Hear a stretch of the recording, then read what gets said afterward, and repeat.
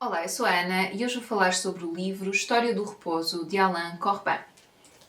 Este é o livro, é uma edição da Quetzal, o livro é de 2023, eu penso que ele terá sido originalmente publicado em 2022, em França, presumo eu, porque o autor é francês. A imagem da capa é fragmento de uma pintura de um pintor francês, que é o Georges Seurat. Vale a pena explorar as obras dele. Ele usava o pontilhismo, que era assim uma série de pontinhos para criarem a mancha de cor e as formas.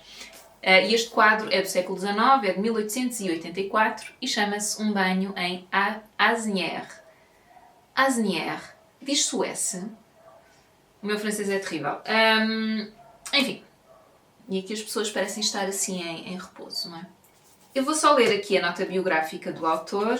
Ela aparece na badana, mas depois também aparece aqui no fim, onde está também sobre a tradutora, que é a Sandra Silva. Então, sobre o Alain Corbin, que é o autor. Ele nasceu em 1936, em Orne, na Normandia. É um dos mais fascinantes historiadores de hoje. Os seus livros são fenómenos de erudição, cheios de digressões, descentrando o nosso olhar sobre o passado. Falam sobre os ventos, como La Rafale et les Zéphyrs, uma história das formas de experimentar e sonhar o vento, de 2021, sobre o som dos sinos das igrejas, Les Cloches de la Terre, de 1994, o apelo da erva fresca ao longo dos tempos, La Fraîcheur de l'herbe, 2018, ou o da sombra, La Douceur de l'ombre, de 2013, ou do silêncio, Histoire du silence de la Renaissance à nos jours, 2016. Eu não estou a traduzir, mas assim, La Rafale et les Zéphyrs, que é a história das formas de experimentar e sonhar o vento, eu não sei o que é que isto quer dizer. Les Cloches de la Terre, parece-me que são os sinos da terra, se não me engano. Deixem-me ver. Eu posso vir aqui a um dicionário, não é? Porquê é que eles não põem a tradução em português? Porque assim, este livro está editado em português. Portanto, é para o público português. Eu não gosto deste partir do princípio que toda a gente sabe francês ou seja o que for. Cloche. Não, peraí. Cloche. Estou aqui no telemóvel, no dicionário. Então, cloche. Está aqui, sim. Pronto, e como é que é em português? Hello. Este dicionário... Sinos. São mesmo os sinos. Pronto, os sinos da terra. Depois, La Fraîcheur de l'herbe, portanto, a frescura da erva, este é de 2018, a doçura da sombra, de 2013, e História do silêncio, da Renascença aos nossos dias, que é de 2016. Portanto, eu presumo que estes livros não tenham tradução, não estejam traduzidos para português, mas acho que eles podiam traduzir aqui, não é? Para quem não souber francês. Tem, além disso, estudado a paisagem, as formas de sensibilidade e o imaginário. Um dos seus livros mais recentes é o belo Terra Incógnita, uma história da ignorância, eu estou aqui a traduzir livremente, de 2020, sobre como a ignorância estimulou a imaginação e nos fez descobrir os segredos do mundo. Pronto, parecem tudo, ouçam, estes temas todos parecem super interessantes. Depois, sobre a tradutora, Sandra Silva nasceu em 1969, aos 28 anos criou a editora 101 Noites. Será mesmo 101 Noites? Ou eles enganaram-se? Não, deve ser. Depois de trabalhar como assistente editorial na Assírio e Alvim, lançou a coleção de audiolivros Livros para Ouvir e o Festival Silêncio, dedicado à palavra e ao seu cruzamento com as outras artes. Escreveu para diversas revistas, entre elas a Ler e a Visão, foi diretora da revista Guia da Noite e deu aulas de técnicas editoriais e audiolivros. Ao longo dos últimos 25 anos traduziu obras de Proust, Théophile Gautier, Júlio Verne, Shafik Kechavarji, Ismail Kadare, Philippe Le Guignou ou Simone de Beauvoir, entre muitos outros. Pronto. Sobre este livro em si, porque eu já me perdi aqui nestas biografias muito tempo, este livro fala, ele diz ao que vem, não só no título, História do Repouso, se bem que eu acho que, e dá para ver pela espessura do livro, isto não é bem a História do Repouso, isto é uma espécie de prelúdio. Aliás, há um capítulo aqui que ele chama Prelúdio, também, se bem que está tipo a meio do livro. Mas eu acho que isto é quase como se fosse para um resumo que depois pode servir de base para um aprofundamento da história do repouso. O próprio índice, para além do título, também é muito revelador. Eu vou-vos ler, portanto, há aqui uma introdução em que ele diz ao que vem e a que é que se está a propor, e depois fala de Sabbat e repouso paradisíaco, o repouso eterno, o grande pilar desta história, e aqui ele foca-se muito na Bíblia e na forma como o repouso era visto, ou se calhar não tanto o repouso, mas mais a quietude em Deus, portanto, e como era vista na Bíblia. O repouso e a quietude, cá está, pronto. O retiro e a reforma, ou a arte de forjar um repouso, e aqui já salta um pouco fora da Bíblia, porque ele depois vai voltar à parte religiosa, e eu acho que o facto de muito do foco dele ser como é que o repouso é visto na religião católica, porque ele está a focar na religião católica, por isso é que eu digo que este livro parece-me que é uma coisa muito pessoal, porque ele foca num ponto, Ocidente, a religião católica, porque informa muito os costumes ainda hoje, a forma como nós vivemos no Ocidente, quer dizer, só o facto de eu ter pessoas que eu sei que não acreditam em Deus, ou que dizem que não acreditam em Deus e que dizem Deus queira que sim, portanto, informa ainda muito a forma como nós vivemos e os costumes. Não é? Portanto, eu acho que consigo perceber a lógica, mas depois também foca-se bastante em autores franceses, não fala só de autores franceses, mas sobretudo, e de realidades francesas. Os exemplos que ele usa muitas vezes são de pessoas francesas. Enfim, então acho que isto está muito focado, não é uma história geral, ok? Como eu às vezes sinto que fez o Humberto Eco com a história do feio ou a história do belo, e em que ele só foca no Ocidente, mas que mesmo assim vai muito mais a fundo e a muitos outros pontos. Mas eu ainda não li esse livro completamente, portanto também posso estar aqui a falar muito. Então, estava a dizer, desculpem, fiquei no retiro e a reforma, desculpem, ou a arte de forjar um repouso. O outro, a queda em desgraça, uma ocasião para o repouso, e este capítulo é muito engraçado. Aliás, isto é outra característica deste livro que eu acho que tem bastante humor pelo livro. O repouso no seio do confinamento, e aqui não é o confinamento que nós estamos a pensar, porque ele vai até meados do século XX, com esta história do repouso. Portanto, ele não vem para a atualidade. Estamos a falar de outros confinamentos que já existiram, ou de um confinamento forçado, e eu penso que é neste capítulo que ele fala... É neste capítulo que ele fala de... Não, acho que é no outro mais cá para o fim. Ia dizer que fala de tuberculose, desculpem, foi um flagelo que também nos aconteceu, mas acho que não é neste. Não, acho que é outro tipo de confinamento. Bom, comodidades e novas posturas do repouso nos séculos XVIII e XIX, e aqui fala até de novos mobiliários que aparecem e que nos posicionam fisicamente até nessa atitude de repouso. Portanto, não só, ele fala aqui séculos XVIII e XIX, portanto, não só das pessoas se colocarem em posições socialmente que nós agora consideraríamos um bocado, à vontade, mas não à vontadinha, não é? Mas que o pessoal colocava-se mesmo porque era... Isto mais no meio artístico, mas eu acho que não sei se seria só no meio artístico. Portanto, porque ele dá o exemplo de uma atriz e tal, portanto, se colocar de forma muito lânguida num sofá, e depois surge a chaise longue e surgem outras peças de mobiliário que apoiam esse tipo de posição e de postura física, não é? E depois é essa atitude de estar lânguido e assim um bocado sempre a repousar num estado de repouso. Eu achei muito engraçado este capítulo. O repouso no meio da natureza, e é este ele chama prelúdio, portanto, e aqui eu acho que, eu não sei se é por causa disso que ele chama este prelúdio, porque eu não percebi, porque o prelúdio é algo que antecede, portanto eu diria que seria antes do livro começar. Não é? Então eu não percebo bem porque é que ele põe isto assim mais ou menos a meio do livro, até mais para o fim. Não, é precisamente, é praticamente a meio, sim. Então, é isso, não percebi muito bem, mas o que me ocorreu foi que pode ser porque nós ainda hoje vemos na natureza um sítio onde repousamos. Ou muitos de nós. Não é? Muitos de nós vivem em cidades, não é? E quando pensam em repousar e em sair, é ir para o campo, ou ir para a praia, ou ir para o meio da natureza. Quando eu digo ir para a praia, não é tanto naquela coisa de distância balnear, mas de estar ao pé da natureza, de estar ao pé dos elementos. É uma coisa de que eu sinto muita falta, é a de praia. Mas por causa do mar, o som do mar, o cheiro do mar, a maresia, não é? Não é só ir apanhar sol, que é até uma coisa que eu nem gosto muito de fazer, mas pronto, ou ir para o mar e nadar e tal, que também é agradável quando está muito calor, mas é aquele contacto mais com os elementos naturais, não é? De que nós fazemos parte, não sei. Mas eu interpretei assim, que se calhar é porque ele aqui dá o exemplo, deixem-me ver já agora, página 65 é quando começa este capítulo. Depois é muito engraçado, porque no início de cada capítulo está assim uma cadeirinha, parece uma cadeirinha de praia, não sei se dá para ver, ela está muito pequenina. E eu acho que ele dá os exemplos... Ele fala aqui de influências de filósofos clássicos, isto serão o quê? Romanos?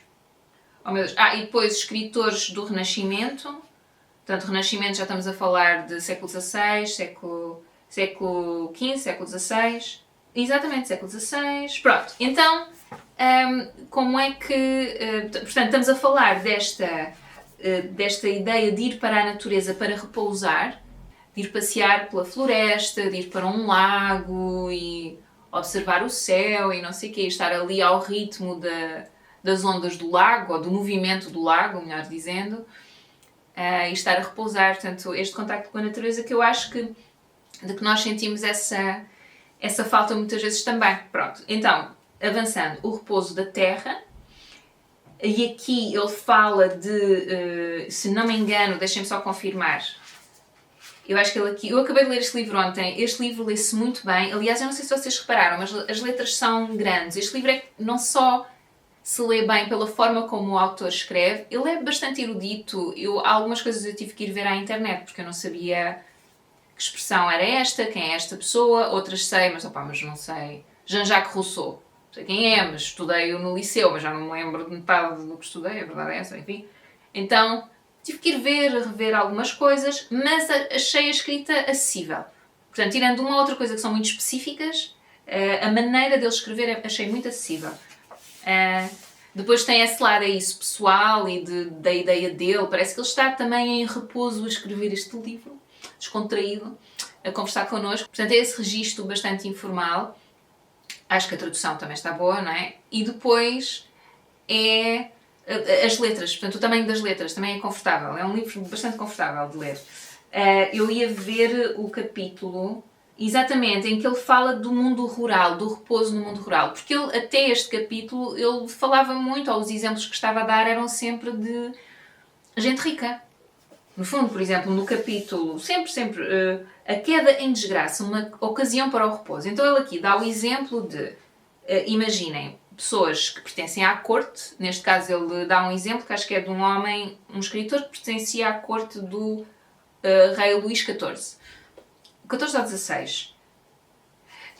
Irrelevante, de um rei. Pertencia a essa corte e escreveu qualquer coisa ou assim que ofendeu o rei, uma coisa deste estilo, e o rei exilou-o, tipo, agora vais-te embora, sais da corte, não é? Porque eles viviam lá todos, naquele sítio.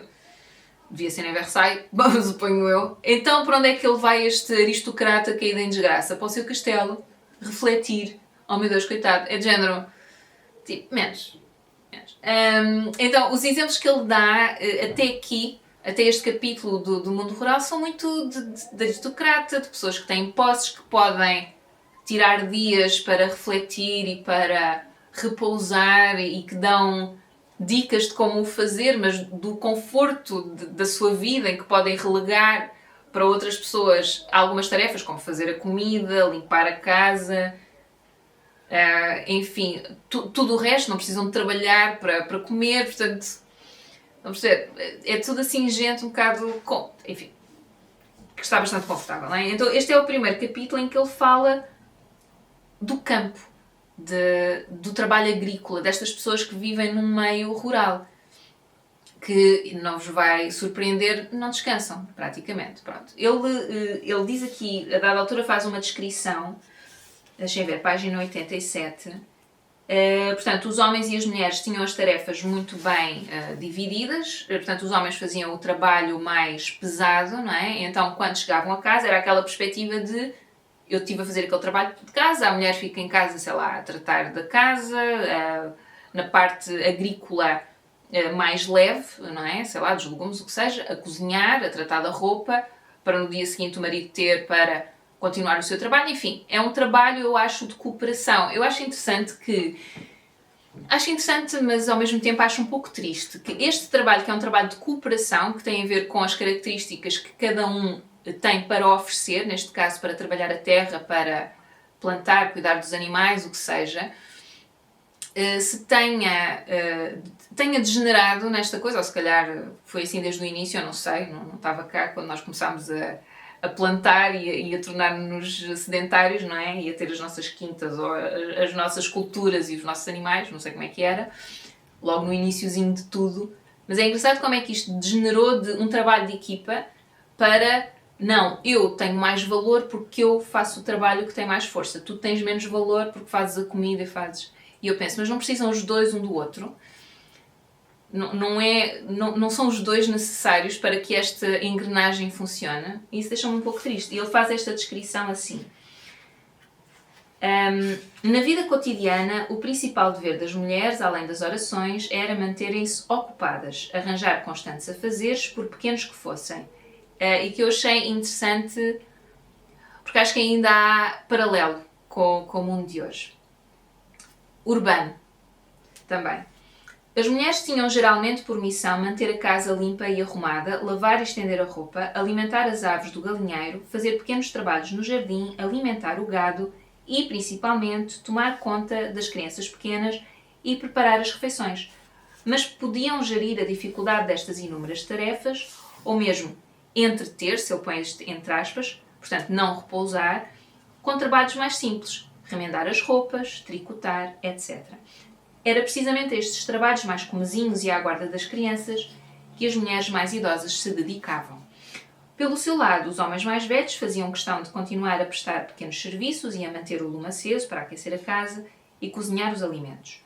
Mas não vale a pena insistir nestas descrições cujo único propósito é alertar para o perigo de pensar que a ideia de repouso naqueles meios era semelhante à dos nossos dias.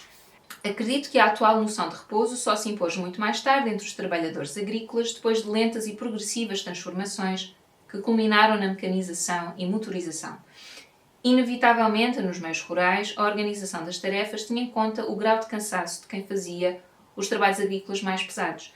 Essa é uma das razões porque os homens muitas vezes ficavam sentados à mesa e eram servidos pelas mulheres ou raparigas, geralmente menos sobrecarregadas, com trabalhos pesados. Portanto, e depois ele até põe aqui uma notinha no fim, que uma pessoa pode vir aqui às notas, porque este livro tem algumas notas, não são muitas. E depois a nota é como tive a oportunidade de sublinhar na minha tese, portanto ele fez uma tese, não sei de quê, de doutoramento, qualquer coisa, sobre esta questão da divisão de trabalho no campo, ou será isso? Não sei. Ele pôs aqui o título, mas não está em português e... Arcaísmo e modernidade em Limousin. Limousin será uma localidade no século XIX. Não sei, pronto. E então, mas a mim o que me fascinou quando estava a ler isto, porque eu fiquei um bocado irritada, porque parecia que estava a menosprezar o trabalho que as mulheres fazem, e depois pensei, calma, Ana, isto é uma ideia que tem progredido durante muito, muito tempo. Porquê? Porque quem criou as regras e quem criou o padrão daquilo que é bom e é poderoso e é importante foram homens, não é? Então, é o que é mais forte, é o que é mais violento, é o que é mais poderoso. Então, como o nosso trabalho, apesar de ser necessário, não é, para a manutenção de todos estes trabalhos que se faziam, ele dá aqui um microcosmos rural, mas apesar do nosso trabalho também ser necessário para a manutenção desse microcosmos, era desvalorizado. Portanto, não tem a ver com o trabalho ter valor ou não, parece-me muito claro que tem. Sem esse trabalho, o que os homens iam fazer tudo, iam chegar a casa ainda, iam... Ou seja, o que eu acho que está errado é colocar essas tarefas como algo menos importante, como algo de serviço, como algo de subserviência e de subjugação, quando na verdade se trata de um trabalho de equipa. Portanto, tem a ver com o valor que nós colocamos nas coisas, não tem a ver com as coisas em si. Eu não sei se me fiz explicar bem, eu estou assim um bocadinho baralhada, mas acho que me consegui explicar bem. Bom, então é isso, ele fala aqui do repouso no meio rural. Depois, repouso dominical e o demónio do repouso, e este capítulo é muito interessante e aqui volta a puxar para a igreja, não é? Como é que começaram a ser os repousos ao domingo, porque os judeus já tinham o sabat, que era o sábado, que era o seu dia de, enfim, de repouso, e depois como é que começaram os domingos, que deviam ser dedicados ao Senhor, isto aqui para os cristãos, e depois como é que depois surgiu a missa, porque a missa não surgiu logo. Eu fiquei surpreendida com isso, e a obrigatoriedade de ires à missa ao domingo. E tinha que ser depois o dia todo dedicado ao Senhor. E havia uma série de coisas. Tinhas as vésperas também, não tinhas só a missa domingo de manhã, tinhas outras celebrações ao longo do dia, e depois orar em família, etc, etc. E depois houve muitas coisas que foram caindo, e depois o demónio do repouso, porque o repouso também não era assim tão bem visto, porque era visto como uma oportunidade de virem os maus pensamentos. Portanto, tu não estás a fazer nada ou ocupado com nada, e que seja com leituras, sei lá, de livros religiosos, no caso de ser ao domingo, não é? Tens de estar sempre ocupado com alguma coisa, porque o repouso pode dar aso a outro tipo de pensamentos nefastos e comportamentos impuros, etc. Então achei esse lado também interessante. Depois a fadiga e o repouso, portanto, quando se faz a relação entre a fadiga, uma pessoa está cansada, então tem de repousar, e o repouso terapêutico de finais do século XIX a meados do século XX, portanto, e acho que é aqui que ele fala dos sanatórios para tuberculosos que apareceram. Eu acho que ele dá o exemplo, sobretudo em França. Este é o último capítulo antes da conclusão. Eu acho que ele dá... É isso, eu acho que ele vai focando sobretudo em França, se não me engano. E depois acho interessante uma coisa que ele diz no fim. Portanto, havia sanatórios para doentes de tuberculose, que é uma doença infecciosa, ainda não havia aqueles meios de tratar a doença tão eficazes como existem hoje. Portanto, uma das maneiras era separar as pessoas umas das outras. Eu diria que isto é, mais uma vez, estamos a falar de pessoas com posses. Podiam pagar estes sanatórios, deduzo eu. Eu acho que isto não seria para toda a gente. Posso estar enganada, pode ser este meu lado um bocado cínico e ignorante, não é? Não sei, mas depois acho interessante que ele depois diz aqui: recordemos que este remédio, portanto, dos sanatórios e das pessoas irem e terem... Era um remédio, era muito engraçado, era 2 horas ao início da tarde só para repousar. E isso era considerado um remédio, era quase como se fosse um tratamento, não é? E depois não foi aplicado com tal vigor, longe disso, para travar outros flagelos sociais, porque este não era o único. Por exemplo, a sífilis, alcoólicos, sei lá, as mulheres histéricas, que ele diz aqui até de forma um bocado... Parece-me que está a criticar a forma como estas mulheres eram tratadas também.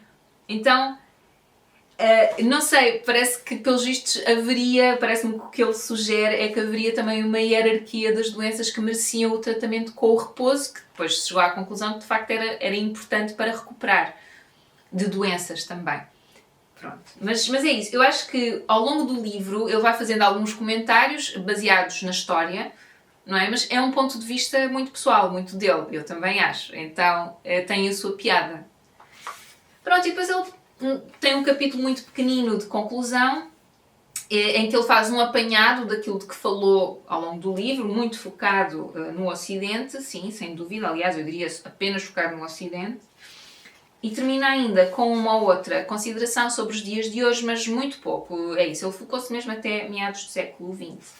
E pronto, ouçam, eu gostei muito do livro, deixem-me ver, porque eu acho que apontei aqui mais qualquer coisa, se calhar já disse tudo. Já. Haveria muito mais a dizer. Eu gostei muito do livro, achei-o muito acessível, muito fácil de ler e é isso, e confortável. Há aqui uma citação no fim que diz: este livro de Alain Corbin é uma joia de erudição, digressões e humor. Do Le Monde, pronto.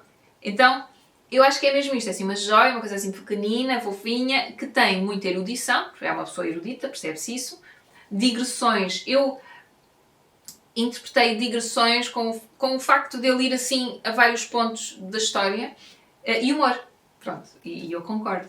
Então é isso, gostei muito do livro, espero que tenham a oportunidade de ler. Isto foi uma oferta de aniversário que eu pedi, agora provavelmente já não vai a tempo da Black Friday, pronto, mas não é um livro muito caro, porque enfim, porque os livros ultimamente andam puxaditos, mas não achei assim muito, muito caro. E achei-o muito interessante, e acho que é daqueles livros que, se uma pessoa quiser estudar mais, pode ir a todas estas pessoas que ele cita, não é? Estes trabalhos, aprender outras coisas, aprender mais. Então acho que isso é sempre muito positivo. Pronto, é isso. Não tenho muito mais a dizer. Espero que tenham gostado deste vídeo e até à próxima. Tchau, tchau!